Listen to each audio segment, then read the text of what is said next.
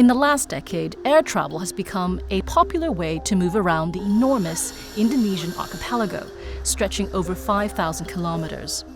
Between 2007 and 2017, the number of air passengers in the country more than tripled. During that same period, at least one plane a year crashed, except last year.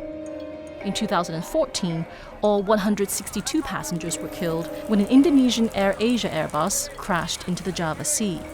A year later, a Trigana Air turboprop plane crashed in the easternmost province of Papua, resulting in the deaths of 54 people.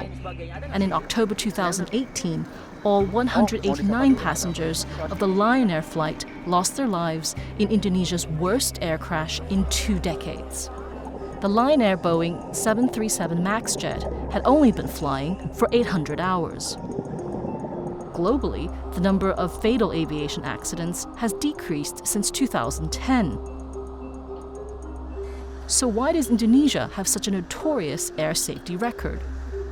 One issue is that its booming budget airlines are facing a staggering shortage of qualified pilots.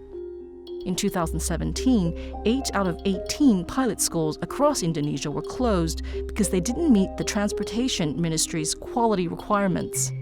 Also, a culture of drug use among Indonesian pilots is a concern. In 2017, a senior pilot was arrested for possession of crystal meth a day before his scheduled flight. Besides, the country's aging and substandard infrastructure is having a hard time keeping up. Indonesian air traffic controllers occasionally have to contend with such overcrowding that they put 2 planes on the same active runway.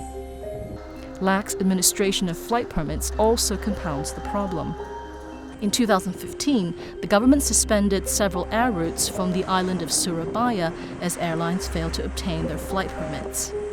Since 2007, the US and the European Union had banned most of Indonesia's airlines after a string of accidents.